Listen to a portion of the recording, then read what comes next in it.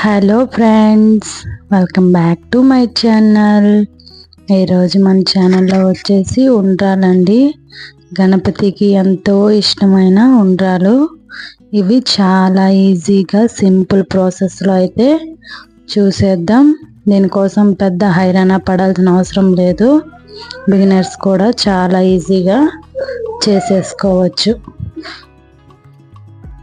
దీనికోసం ముందుగా ఒక ప్యాన్ తీసుకొని దాంట్లో ఒక కప్పు, అంటే నేను ఇక్కడ నూక ఉండ్రాలు చేసుకుంటున్నామండి. నూకని నేను ఒక గ్లాస్ తీసుకుంటున్నాను, చిన్న గ్లాసు. అదే గ్లాస్తో 2.5 గ్లాసులు అయితే వాటర్ తీసుకుంటున్నాను. ఇది బాగా చూడండి, వాటర్ బాగా మరిగిపోయింది కదా. దీంట్లో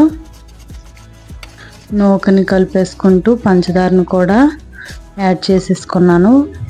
వాటర్ మరిగినప్పుడు పంచదార కూడా యాడ్ చేసుకున్నానండి. ఒక గ్లాస్ పంచదార, ఒక గ్లాసు. ఇందులో యాలకుల పొడి 1/2 టేబుల్ స్పూన్, ఒక స్పూన్ నెయ్యిని కూడా వేసేసి ఇలా ప్రసాదం తయారు చేసుకునేటట్టు ఇలా తయారు చేసి పక్కన పెట్టుకున్నాను. ఇది కొంచెం చల్లారిన తర్వాత ఉండలుగా చేసుకోవచ్చు. దీన్ని ఇలా సైడ్ పెట్టేసుకొని ఇక్కడ పెసరపప్పు అయితే ఒక గ్లాస్ తీసుకున్నాను.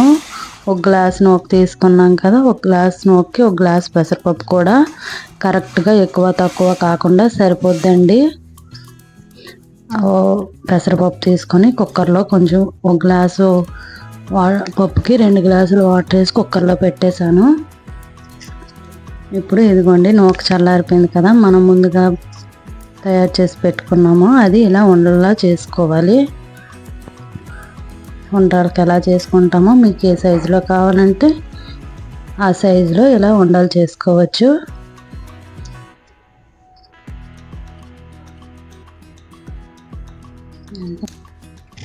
ఇది ఇలానే కంటిన్యూ చేయండి. మధ్యలో మీరు స్కిప్ చేసేస్తే మీకేం అర్థం అవ్వదు.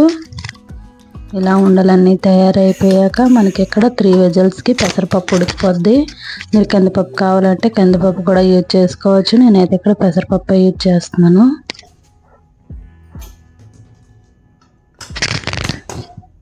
ఇలా చూడండి, పప్పు అంతా మనకు ఉడికిపోయింది కదా. 3 విజిల్కి అయితే ఇలా మెత్తగా ఉడికిపోద్దండి.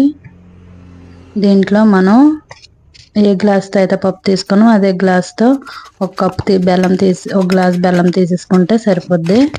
ఇలా బెల్లం వేసేసి కొంచెం వాటర్ పోసేసుకొని మొత్తం ఇది మ్యాష్ చేసేసుకోవాలండి. బాగా మ్యాష్ చేసేసుకొని మళ్ళీ అది స్టవ్ మీద పెట్టేసుకొని కొంచెం మరిగాక మనం ముందుగా ఉండ్రాలు ఏవైతే సిద్ధం చేసుకున్నామో అవి కూడా అందులోన వేసేయాలి. వేసేసుకొని కొంచెం ఉండ్రాలు కూడా పప్పు పట్టి బెల్లం పట్టి బాగా ఉడకాలి కదా, కొంచెం మరిగించుకుంటే మనకు సరిపోద్ది.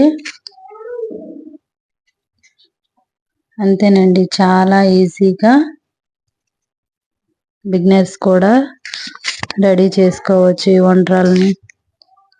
వీడియో మీకు నచ్చినట్లయితే ప్లీజ్ సబ్స్క్రైబ్ ఫ్రెండ్స్. మా ఛానల్ని సపోర్ట్ చేయండి.